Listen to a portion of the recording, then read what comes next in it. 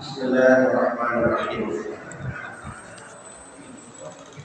Assalamualaikum warahmatullahi wabarakatuh.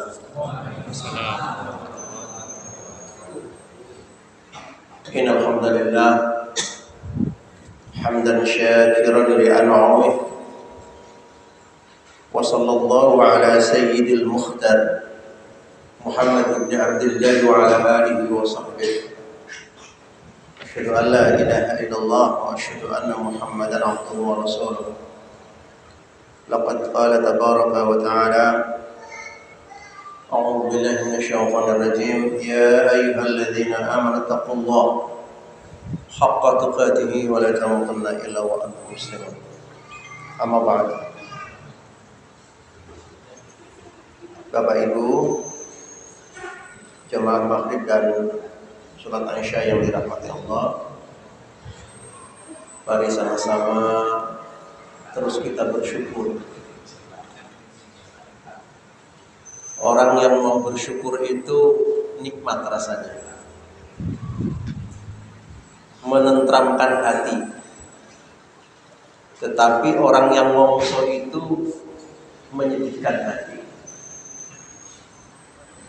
Belajarlah kita menjadi orang yang betul-betul mensyukuri karunia Allah tanpa batas. Serupiah ya kita syukuri, 1000 ya kita syukuri, 1 triliun ya kita syukuri. Tidak ada bedanya kok serupiah dengan 1 triliun kok. Serupiah membawa barakah, 1 triliun membawa nikmat. Bukan nikmat, nikmat. Kebalikannya, nikmat itu kenikmatan, kalau nikmah itu sebaliknya, bukan kenikmatan, racun. Jadi begitulah. Sebab itu kekayaan atau apapun yang kita miliki, kekayaan material, imaterial, prestis, jabatan, ya harus kita syukuri supaya menjadi bukan menjadi nikmat. Ini penting. Jadi orang-orang yang berhasil itu orang-orang yang pandai bersyukur. Itu menenteramkan hati betul. Itulah rumus kehidupan kita. Semoga syukur kita mencatat kita menjadi hamba yang syakirun li an'ami. Hamba-hamba yang bersyukuri karunia Allah, dan itu nilainya nisful iman, separuh daripada iman. Kemudian kita menyampaikan salam untuk Nabi kita, baginda Nabi Muhammad sallallahu alaihi wasallam. Allahumma shalli ala Muhammad wa ala ali Muhammad. Mohon maaf, bulan lalu saya tidak hadir, kelalen. Awan ngurusi bocah pondok, usrep bae, kelalen ora deleng jam, ngerti-ngerti wis maghrib ditelepon. Astagfirullahaladzim, saya lupa ya. Begitulah manusia. Semakin tua semakin banyak impaknya. Tapi tadi ini sudah saya ingat-ingat dari jam 12. Sebenarnya tadi yang mau ikut ke sini itu dengan Pak Satmoko, Dinas Pendidikan daerah. Tapi kemudian tadi Pak Satmoko nyun sewu, Pak Habib katanya istri saya tidak sehat, ngepon bulan depan. Tadi sudah rencana mau ikut pengajian ke sini Pak Satmoko itu, Kepala Dinas Pendidikan Kabupaten Cilacap. Tetapi kena ya, qadarullah, kita doakan semoga sehat. Jadi si pilek, tapi kan ada wong wadon yang kadang-kadang aja nginti lapah nang baik ya, kadang-kadang begitu. Saya juga bingung nih kalau istrinya pilek gitu. Aja pengajian maning. Kiai ora pengajian sih kepriwe, ada penggawean kan. Jadi bagi saya kiai ini nomor 1, pimpinan daerah nomor 2. Saya tidak mau terganggu kekiaian ini dengan disibukkan oleh ngurusi organisasi. Saya nggak mau. Ya kalau saya mau diberi amanah ya yang penting orang ganggu kegiatan kepesantrenan, tidak mengganggu kegiatan pengajian, Katanya is okay, ya sudah, tidak masalah. Jadi tetap bagi saya nomor 2. Nomor 1-nya adalah dunia kegayaan gitu. Ya kita bareng-bareng lah insya Allah. Karena kekuatan Muhammadiyah kan hanya 2. Kekuatan pengajian dengan purifikasinya dan kekuatan amal usaha. Itu dok. Jadi Muhammadiyah bisa melintas 1 abad ini kan karena ada kekuatan 2 kekuatan. Pengajiannya yang tidak pernah surut dan amal usahanya yang terus berkembang. Nah, kalau sampai pengajian di Muhammadiyah surut, yang ngilamat, atau tidak beramal usaha juga ngilamat. Jadi kedua-duanya harus kita lakukan. Terus kajian harus hidup di mana-mana. Yang kedua, saya ucapkan untuk dunia pesantren. Nah, siap-siap. Ini Ustaz Masbur. Kita jadikan Darul Ulum ini menjadi pilot project untuk daerah Kulon. Kalau memang siap internasional tidak masalah. Nanti juga SMK-nya yang merupakan program boarding school juga harus kita hidupkan. Nanti akan kita survei kira-kira potensi anak-anak SMK yang bisa diasramakan berapa, maka nanti saya minta kepala sekolah menyiapkan asrama. Daripada bocah-bocah pada kos nang Jawa orang genah pembinaannya. Betul apa tidak? Mendingan dibina di dalam. Betul apa tidak? Ini kira-kira anak-anak sekolah yang kos banyak nggak kira di SMK kira-kira? Banyak nggak kira-kira? Yang orang-orang jauh sekolah di SMK pada kos gitu. Nah itu kan eman-eman nggak dapat pembinaan. Maka ketika mereka dikumpulkan di sebuah asrama, dibina, itulah keuntungannya. Maka nanti itu menjadi kebahagiaan kita. Apalagi anak-anak kita di Darul Ulum ini menjadi kader-kader masa depan insya Allah. Darul Ulum tinggal memoles saja kok.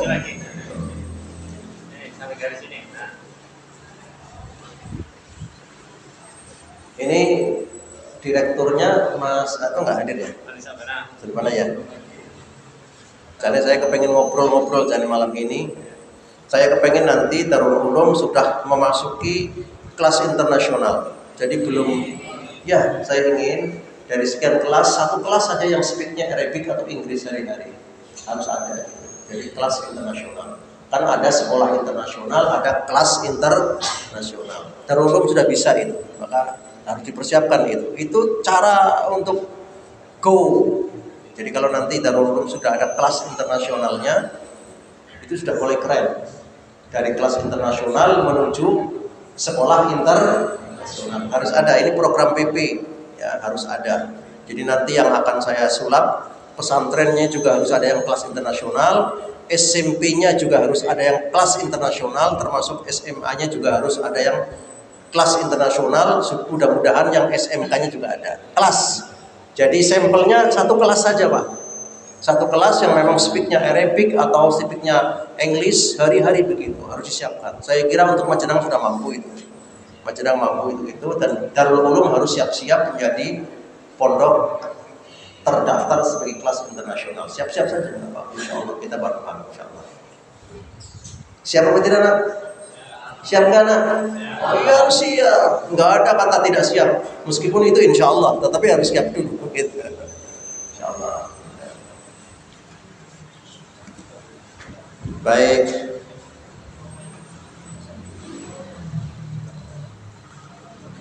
Kajian tauhid. Kenapa harus tauhid? Ini pilihan. Tadi saya menyampaikan kekuatan perserikatan itu hanya dalam kajiannya, materi pengajiannya dan amal usahanya. Dan kajiannya juga spesifik banget karena arahnya ke purifikasi, ke tauhidan. Jadi skemanya begini. Islam itu mempunyai beberapa sub pendidikan. Pendidikan akidah, pendidikan ibadah, pendidikan akhlak, pendidikan adab, dan pendidikan muamalah. Nah, ini kebicaraan Islam seperti itu. Itu Islam yang kafah itu. Jadi Islam bukan versi tertentu. Islam yang kafah itu akan mencakup ada 5 aspek ya, aspek akidah, aspek ibadah, aspek adab, aspek akhlak, dan aspek muamalah. Ini yang sedang dikerjakan oleh Perserikatan Muhammadiyah. Jadi Islam yang komprehensif, bukan Islam juz'iyah atau parsial. Seseorang ahli ibadah tapi nol akidahnya, repot. Seseorang akidahnya bagus tapi akhlaknya tidak bagus, juga repot. Jadi menjadi seorang yang akidahnya kuat, abid, berakhlak, wah itu termasuk bermuamalah, kreativitas dalam mengelola amal usaha. Nah, itu juga penting.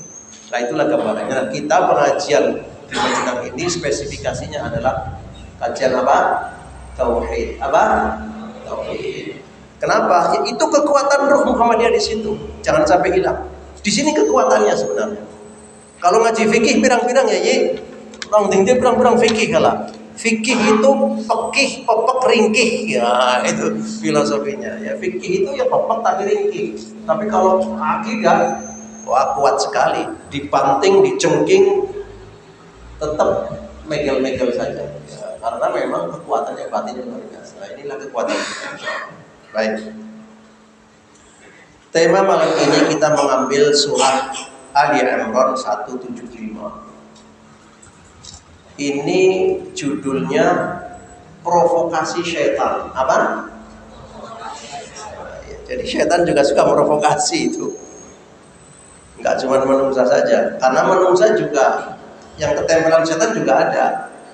Minal jinnati wan nas. Itu bentuk-bentuk setan dari bangsa jin dan juga bangsa manusia. Wujudnya manusia tapi ketempelan penyakit syaitan. Jadi provokatif. Jadi ternyata begitu. Syaitan juga ada yang provokasi.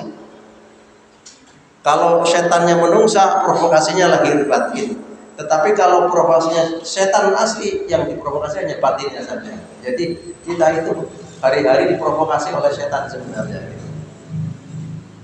Ali Imran 175, Allah menyatakan a'udzubillahi minasyaitonir rajim. Innama dzalikumu syaitanu yukhawifu awliya'ah fala takhafuhum wa khafuni in kuntum mu'minin.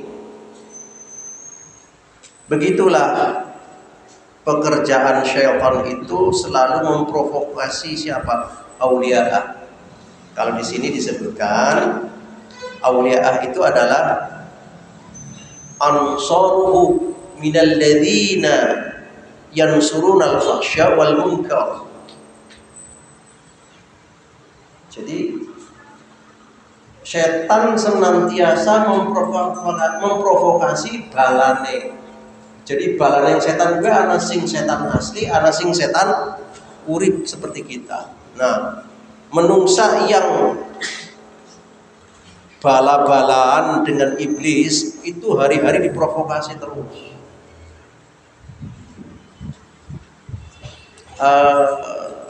Ini kok saya ada masalah di pesantren saya. Seorang santriwati setelah setengah tahun di pondok Angka itu tiba-tiba mengalami satu gangguan kejiwaan. Ya kok saya memandang bahwa dia agak kesurupan apa ya, agak kesurupan. Ini setengah tahun kok jadi baru muncul gitu. Telusur demi telusur ternyata memang jangan-jangan itu memang turunan. Artinya mbak-mbaknya itu dulu-dulunya menanamkan apa namanya channel-channelnya. Ini agak sulit juga. Mudah-mudahan di Cilacap, ya di Cilacap. Orangnya orang gunung soalnya situ sih, orang gunung gitu. Jadi mudah-mudahan di Darul Ulum tidak ada, mudah-mudahan. Maka ini penting saya menyampaikan ke rekan-rekan asatidzah, apa namanya, gerakan ruqyah binafsi, meruqyah diri sendiri itu penting sekali. Meruqyah diri sendiri, sederhana kok. Kalau mau tidur, baca ayat kursi, Al-Falaq, An-Nas, Al-Ikhlas secukupnya, tidur. Jangan lupa itu. Itu meruqyah diri sendiri setiap saat. Nah ini saya lagi ada masalah, kok jadi begitu ya. Nah ini kalau ada direkturnya perlu sharing ya. Antisipasi awal. Jadi anak-anak yang masuk pondok itu memang soalnya agak mengerikan kalau bahasanya pas kumat ya. Tahu kumat nggak? Ya agak mengerikan juga. Yang terganggu teman-temannya yang lain. Bisa mempengaruhi yang lain. Iya, mempengaruhi yang lain. Ya ini cerita. Tapi memang itu potensi setiap anak bisa begitu. Mudah-mudahan kalian sudah diruqyah dari awal sehingga tidak muncul seperti itu. Karena ini babnya bab provokasi iblis, provokasi syaitan. Jadi memprovokasi terus setiap saat, terus diprovokasi. Sing wis apik diprovokasi kon elek. Sing elek apa maning supaya terus melakukan itu. Yuhawifu awliya. Jadi itu pekerjaan setan memang yuhawifu awliya, memprovokasi bala-balane.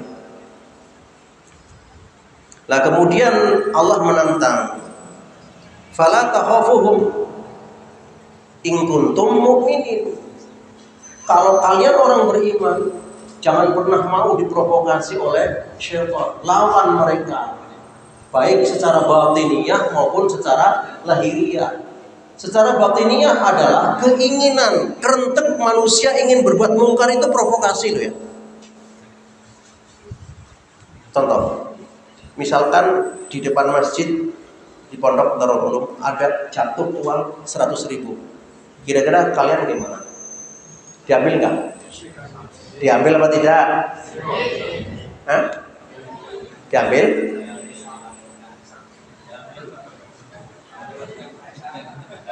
Diambil apa tidak? Nah, pada saat diambil, apa yang mendorong hati? Sakit bae lah. Apa dibehna mari? Ustaz. Kira-kira begitu gambarannya. Itu dua provokasi antara hati yang jernih dan provokasi iblis. Iblis mengatakan sakit bae kena butuhku. Ini ada yang merokok anak pondok? Ada nggak? Ada yang pernah nggak? Siapa yang pernah dihukum karena rokok? Yang lain? Di Pondok Hamka kemarin ada 10 anak merokok bareng, gundul semuanya. Kamu. Oh, jangan merokok ya, nak ya. Jangan. Ya enggak apa-apa.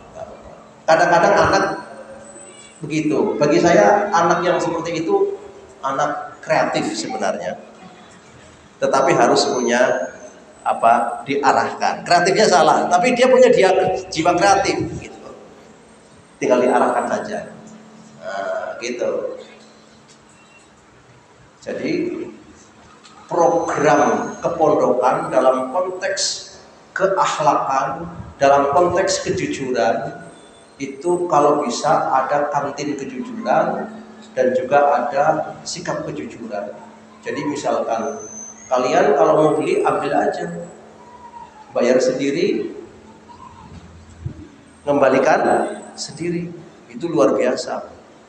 Atau ada tes kejujuran yang lain, kayak tadi itu ada uang 5.000, 10.000, ini ketika diambil setannya bilang dimasukin sak aja buat beli ini, tapi sisi lain mengatakan serahkan ke Ustaz.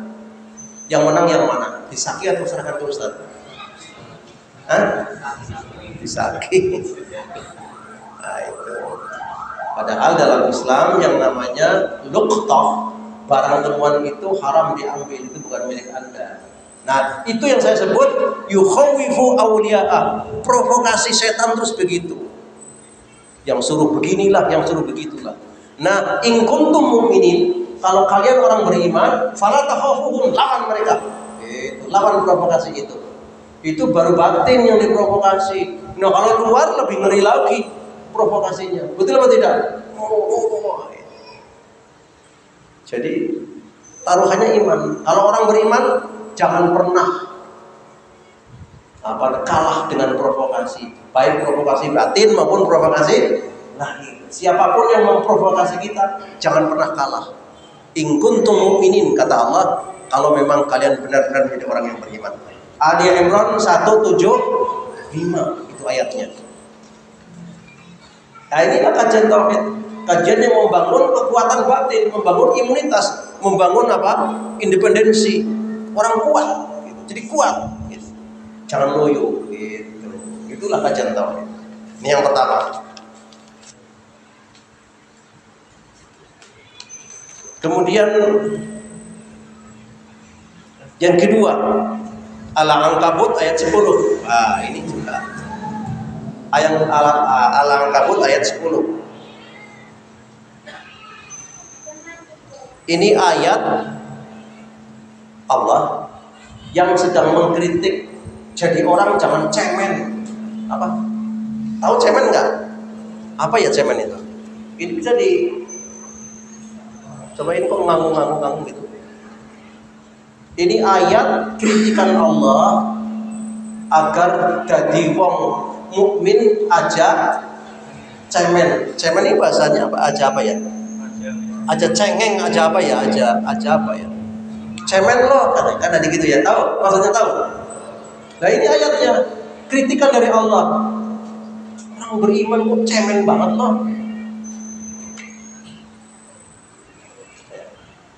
Orang beriman kok cemen banget gitu. Jangan cemen dong, tegas gitu. Surat Al-Ankabut ayat berapa? Ayat 10. Ini dalam rangka apa? Membangun kepribadian yang kuat, bertauhid. Orang tauhid itu tidak cemen gitu. Tidak cengeng gitu. Kuat. Wa minan nasi may yaqulu amanna, katanya. Banyak sebagian orang mengucapkan aku beriman. Banyak nggak yang ngomong begitu? Semua orang Muslim pasti mengatakan aku beriman. Tetapi ketika diuji oleh Allah, jadi orang-orang yang selama ini mengaku aku beriman. Fa'idha udhiya fillah. Ketika diuji oleh Allah dengan berbagai macam ujian, apakah itu ujian batin, ujian pikiran, ujian provokasi, ujian tantangan, ujian apa saja. Ja'ala fitnatan nasi ka'adzabillah. Dia merasakan ujian ini kayak siksa saja. Cengeng dia. Mudah loyo, mudah ngelokro gitu. Wah, ini. Yang namanya ujian hidup itu biasa. Nek wong urip ya pasti akan diuji oleh Allah. Kalau tidak mau diuji oleh Allah, ya jangan hidup.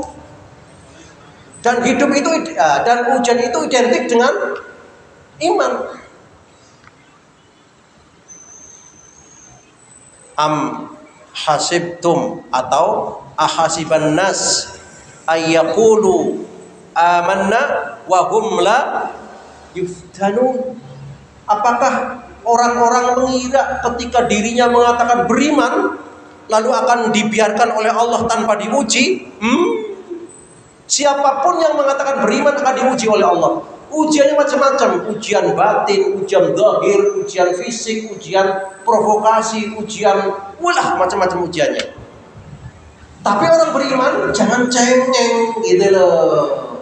Jangan ja'ala fitnatan nas ka'adzabillah. Seperti disiksa saja. Jangan tegar gitu. Tegar ketika ada ujian.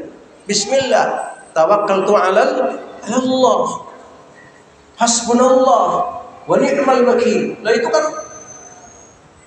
ayat-ayat komunikasi dengan Allah ketika mendapatkan ujian. Hasbunallah wa ni'mal wakil. La haula wa la quwata illa billah. Itu jangankan kita, Nabi saja ketika diuji oleh Allah itu yang diucapkan. Hasbunallah wa ni'mal wakil. Hasbunallah wa ni'mal wakil.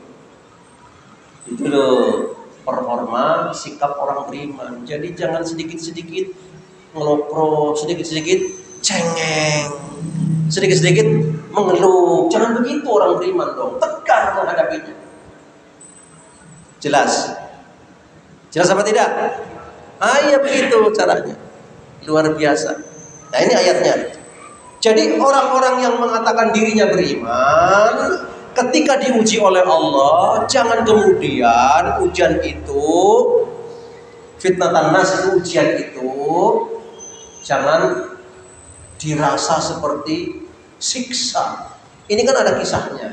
Ketika orang-orang beriman di awal Islam, masih di Makkah, ketika mereka berbaiat dengan Nabi, aku membaiat engkau Nabi sebagai pemimpin Islam, sebagai Nabi, aku sami'na wa ata'na kepada pemimpin, kepada Nabi, mendapatkan banyak ujian dari masyarakat.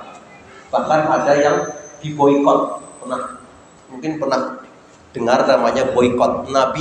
Nabi dan para sahabat pernah diboikot, diputus hubungannya, diputus ekonominya, tuku rauni, dodol orang gelem, ditukoni, jajal, apa orang nelaksa. Kalau tidak salah 3 tahun kalau tidak salah. Sampai para sahabat dan Nabi hanya tersisa makan daun-daunan. Itu pernah diboikot oleh orang kafir. Itu merupakan tantangan yang sangat luar biasa kehidupan kaum mukmin saat itu. Ini ayatnya. Umat Islam pasti akan diuji oleh Allah dengan berbagai macam ujian. Jangan cengeng, gitu. Jangan ngelokro. Tahu ngelokro enggak? Bahasa Sundanya mopo. Ulah mopo atuh. Paham ya Ibu ya? Pahamnya mopo? Jangan, harus tegar. Gitu ayatnya. Jadi ja'ala fitnatan nas ka'adzabillah. Menyikapi ujian dari Allah itu, karena ini ujiannya adalah merupakan dari masyarakat.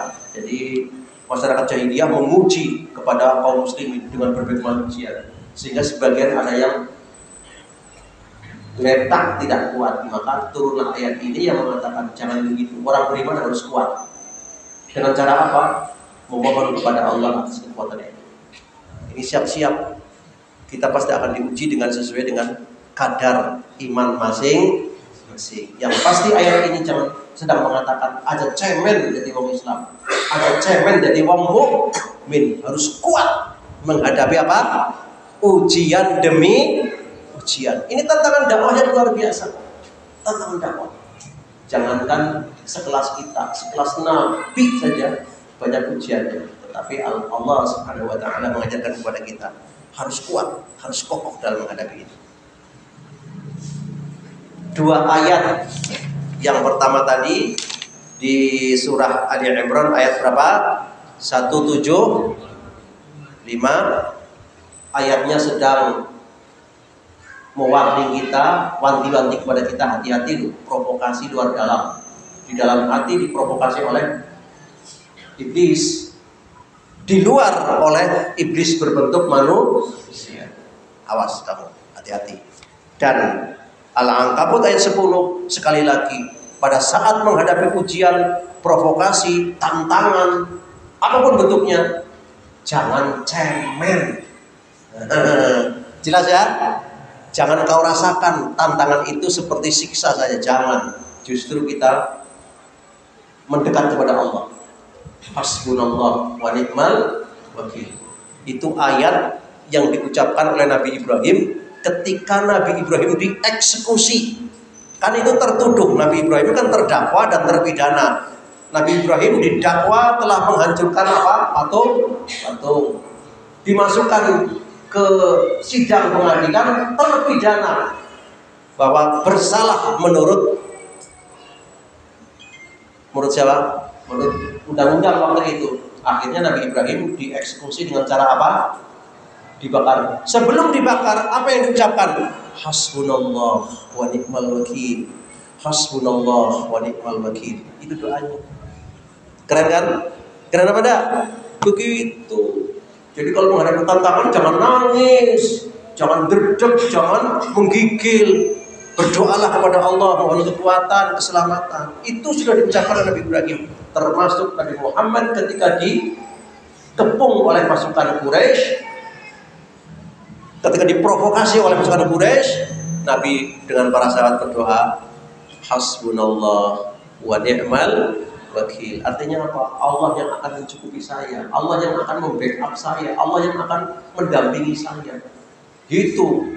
Optimis saja kepada Allah. Itulah sikap orang-orang beriman. Jadi tidak cemen gitu. Sedikit-sedikit nangis, sedikit-sedikit apa? Jangan, harus kuat menghadapi ujian. Ini namanya apa? Tauhid. membangun kekuatan batin berdasarkan waktu. Sebab ada dua, kekuatan batin berdasarkan iblis, namanya black magic, dengan kekuatan batin berdasarkan wahyu, namanya white magic. Black magic kekuatan dasarnya apa?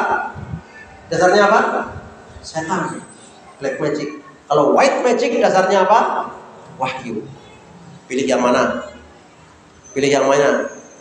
Kekuatan batin berdasarkan iblis atau wahyu? Pilih yang mana? Berarti white magic. Jadi malam ini kita sedang belajar menguatkan batin kita berdasarkan wahyu. Sederhana kok. Kalimat thayyibah jangan pernah lupa. Rutbah min dzikri, kata-kata Allah dalam hadits qudsi, hamba yang dekat dengan aku adalah yang bibirnya terus mengucapkan kalimat thayyibah karena mengingat kepadaku. Dimanapun kita ucapkan astagfirullah, dimanapun kita ucapkan subhanallah walhamdulillah adada khalqi, subhanallah walhamdulillah di sini ta'arsyih, subhanallah walhamdulillah midada kalimat. Ini doa yang luar biasa, doa praktis. Sekali cemplung udah jutaan kali. Kalau kalian itu berdoanya mengucapkan subhanallah, subhanallah, subhanallah, subhanallah, subhanallah, 1 jam dapat berapa kira-kira? Dapat berapa 1 jam? Ya tinggal hitung aja. Kalau subhanallah 1 detik, subhanallah. Berarti 1 jam berapa detik, ya sebanyak itu pula yang diharapkan. Tetapi Rasul mengatakan, kamu bertele-tele doamu. Nah yang praktis seperti apa? Ucapkan subhanallah walhamdulillahi adada khalqi. Aku ucapkan tahmid, aku ucapkan tasbih, dikalikan sebanyak makhluk Allah. Berapa miliar kira-kira makhluk Allah? Itu praktis doanya. Sahih hadisnya. Jadi kita usah bertele-tele, ucapkan itu saja, subhanallah walhamdulillahi adada khalqi, subhanallah walhamdulillah zinata arsy, dan seterusnya. Ini ada hadisnya, luar biasa. Itulah kehebatan doa. Rutbah min dzikri, bibir yang selalu basah dengan mengingat Allah adalah akan tercipta mu'allaq billah. Tercipta apa namanya? Ikatan batin dengan Allah Subhanahu wa taala. Saat itulah akan muncul kekuatan dari batin kita. Nah, ini menarik. Dasarnya 2 ayat membangun tauhid kita. Ma'asyiral muslimin, saya melanjutkan pada hadis berikut ini.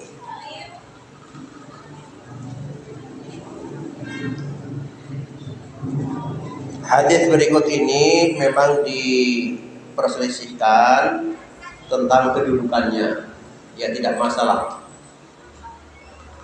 Kita tidak membahas tentang status hadisnya, karena ada yang mengatakan ini, ada yang mengatakan itu kedudukan hadisnya. Tetapi kita belajar daripada intinya. Apa intinya? Hadis ini dari Abi Sa'id radhiyallahu anhu marfu'an, dari Abi Sa'id Al-Khudri. Apa katanya? Inna min dha'fil yaqin an turdiyan nas bi sakhatillah wa an tahmidahum ala rizqillah wa an tadhummahum ala ma lam yu'tika Allah. Inna rizqallah la yajuruhu khirsu haris wa la yarudduhu karahiyatu karih. Ini hadisnya. Sesungguhnya iman yang paling lemah, akidah yang paling lemah, sesungguhnya akidah yang paling lemah atau iman yang paling lemah adalah antur dianas bishatillah, manakala kamu hanya mengikuti, menungsa, mengalahkan kemauan Allah. Jadi keyakinan, iman, akidah yang paling lemah adalah manakala kamu justru mengikuti kemauan orang tetapi mengalahkan kemauan Allah. Kan kadang-kadang ada 2 pilihan. Kemauan menungsa kayak kiye, tapi kemauan Allah kayak kiye. Nah, kecenderungan menungsa itu melu mengikuti kemauan manusia. Betul apa tidak? Kita sering dihadapkan pada dua pilihan. Ini pilihan agama, ini pilihan menungsa. Kadang-kadang kan bingung, arep melu agama genah umumnya menungsa. Ayo gue arep melu menungsa genah agamane maune kayak gitu. Yang dimenangkan yang mana?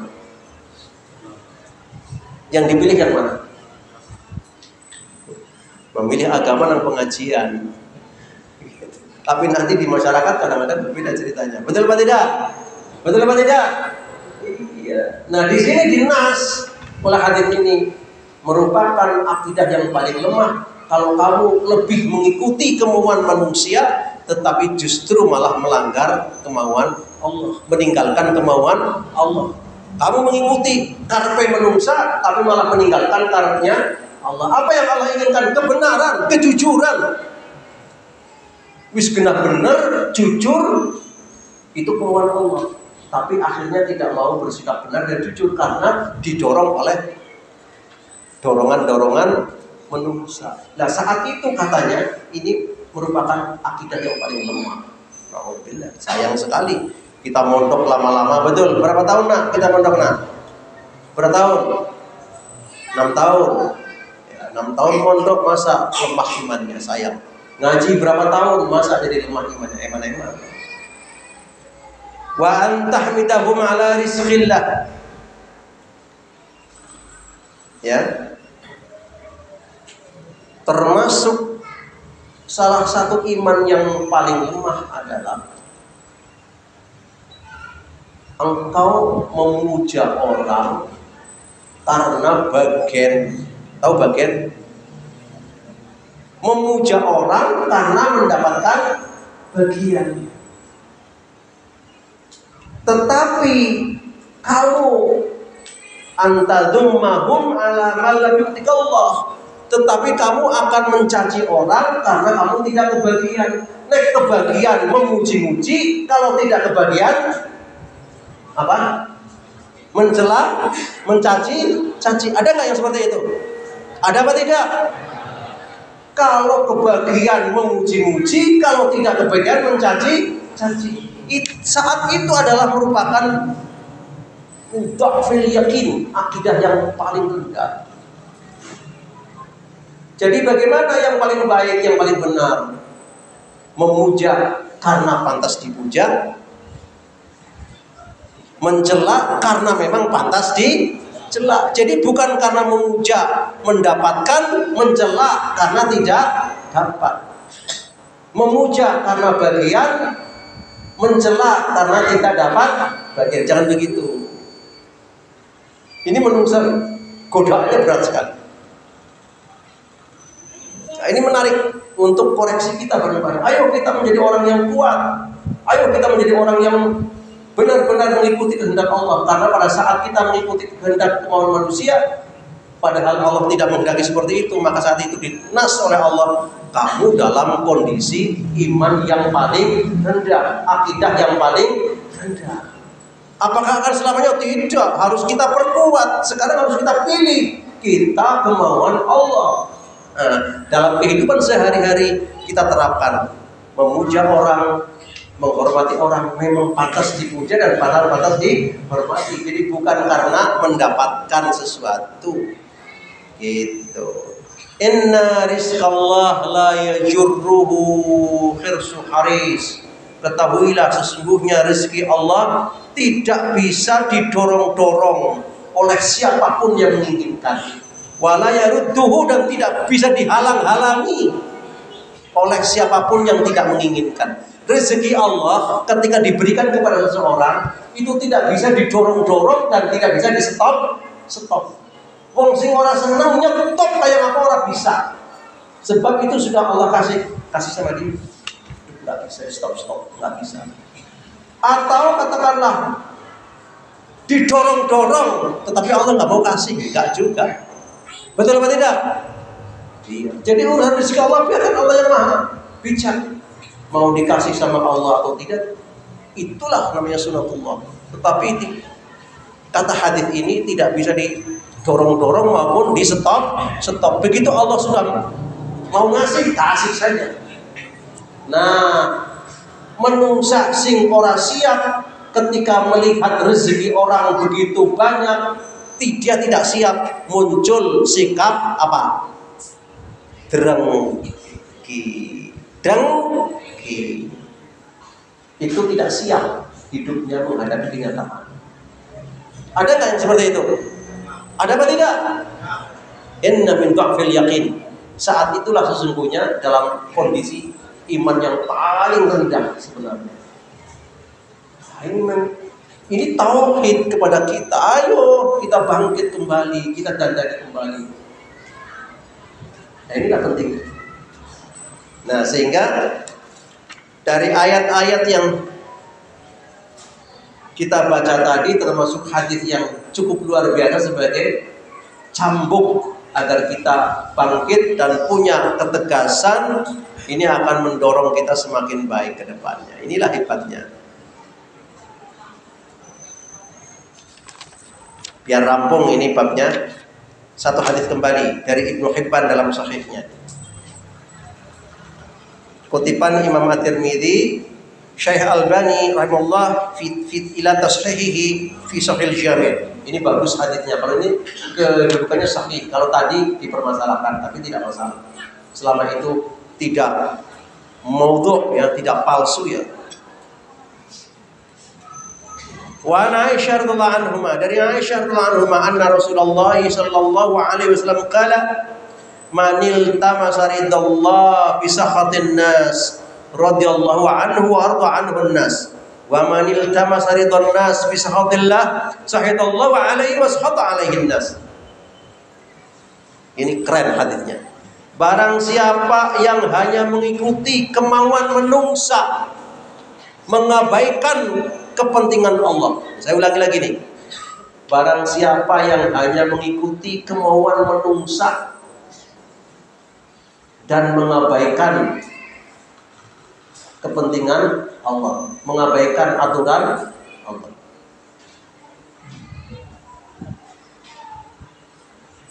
Ya. Maka sahitallahu alaihi. Allah akan marah, wa askhata alaihi nas. Ujungnya juga akan dibenci oleh menungsa. Jadi kalau kita hidupnya hanya pro menungsa, mengikuti kemauan menungsa, Allah akan marah. Nanti di ujungnya juga akan dicaci oleh menungsa. Tidak sedikit awalnya dipuja-puja, akhirnya dicela. Karena orang ini sebenarnya dari awalnya sudah konsepnya salah. Dia hanya mengikuti kemauan menungsa. Awalnya dipuja-puja, tapi Allah marah. Di ujungnya juga akan dicela oleh menungsa. Tuh, Pak.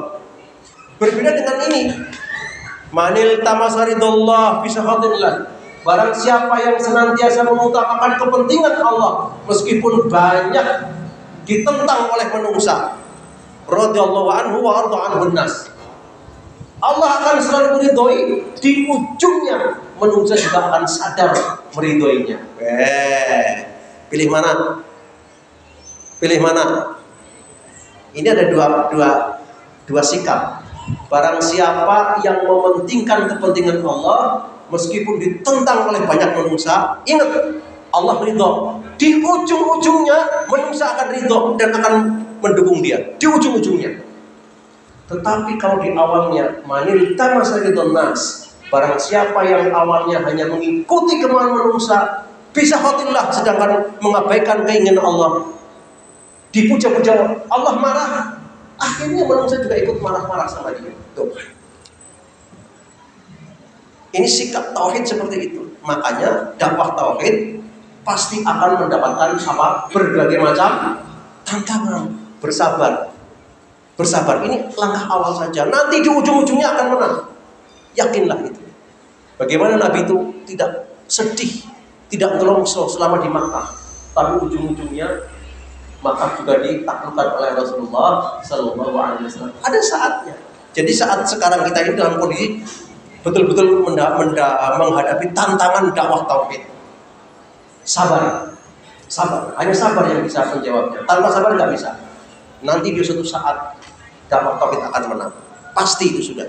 Meskipun tantangan awal sangat luar biasa. Ini hadis sahih yang perlu kita camkan sebagai bahan renungan kita. Bahkan untuk dakwah kita. Memang dakwah dalam berbagai keadaan pasti akan mendapatkan tantangan demi tantangan, dan tantangan itu sifatnya sunnatullah. Aja cemen, apa? Jangan cemen, jangan ulok-ulokan. Bertahanlah. Kalau nggak kuat, panggil Allah. La wala quwata illa billah, hasbunallah wa ni'mal wakil. Ada Allah kok. Kadang-kadang kita terputus dengan Allah. Sudah genah tidak kuat, mopo, geletak, menang baik, panggil Allah. Hasbunallah wa ni'mal wakil. Ini kasusnya Jenderal Sudirman ketika di Alas Roban sedang melakukan perang gerilya. Logika mengatakan mati Dirman dengan teman-temannya. Oh, udah dikepung kok. Mau lari kemana? Dikepung, pasti mati. Hanya satu kata, la ilaha illallah, hasbunallah wa ni'mal wakil. Selamat. Tiba-tiba landak, picak matanya. Orang baru, keren apa enggak keren? Keren enggak? Itu biasa terjadi, nggak usah takut. Itu perjuangan. Saya benar-benar terkesima dengan cerita ketika Jenderal Sudirman dengan pasukannya itu dikepung oleh Landa di Alas Roban. Logika mengatakan mati sudah, tapi Dirman punya tauhid. La ilaha illallah, hasbunallah wa ni'mal wakil. Selamat. Itulah kekuatan. Jadi iman yang paling kuat itu bukan iman yang tidak punya nyali. Selama kita mu'allaq billah, ada hubungan hubungan batin dengan Allah Subhanahu wa ta'ala. Teks-teks hadis, teks-teks Quran sudah kita baca dengan selengkap ini. Tinggal bagaimana penerapannya, implementasinya dalam kehidupan kita. Terapkan, mulailah kita. Anggap hidup itu perjuangan. Hidup itu bukan nyaman, hidup itu perjuangan. La rohata li muslim dunal jannah. Tidak ada rumus leha-leha. Tahu leha-leha? Apa leha-leha bahasa Sundanya? Tidak ada rumus nyantai-nyantai bagi seorang muslim selain di surga. Jadi nanti kalau mau nyantai-nyantai, mau ngopi-ngopi, udut-udut nang surga. Karena udut apa orang surga ya. Itu kan lambang nyantai. Seperti bahasa Dzulqa'dah. Ini kan bulan Dzulqa'dah ya. Dzulqa'dah itu artinya adalah yang mempunyai, Al-Qa'dah artinya tempat duduk. Kebiasaan tradisi Arab, nek bar Ramadan, bar Syawal, waktu istirahat 1 bulan. Ngoko-ngoko, medang-medang karo kancane, udut-udut karo kancane. Namanya Dzulqa'dah, bulan yang untuk istirahat mengarah, maka disebut Dzulqa'dah. Siap-siap setahun, besok Dzulhijjah, karena untuk persiapan ibadah haji. Jadi ini bulan istirahat bagi orang Arab. Kalau kita nggak ada istirahat. Orang Jawa Sela ya. Persiapan untuk ke depan. Dzulqa'dah namanya, orang yang mempunyai tempat duduk. Pada jegangan naik pada jegangan udut-udutan. Tetapi Nabi mengatakan, meskipun orang Arab Dzulqa'dah bulan istirahat, Nabi mengatakan la rohata li muslim dunal jannah. Tidak ada bahasa istirahat di dunia ini. Ini untuk kegiatan terus. Dunal jannah, saatnya nanti kita surga baru istirahat begitu. Ini juga moto yang luar biasa. Tapi harus ingat, sabar itu penting. Nah, saudaraku ma'asyiral muslimin, teks-teks sudah kita baca, hadis-hadis sudah kita baca, tinggal bagaimana nanti kita akan penerapannya dalam kehidupan kita sehari-hari, dan itu sangat-sangat penting ya, agar supaya hidup kita benar-benar terbimbing oleh Allah Subhanahu wa ta'ala. Baik, kalau ada pertanyaan saya lanjutkan, kalau tidak ada silakan.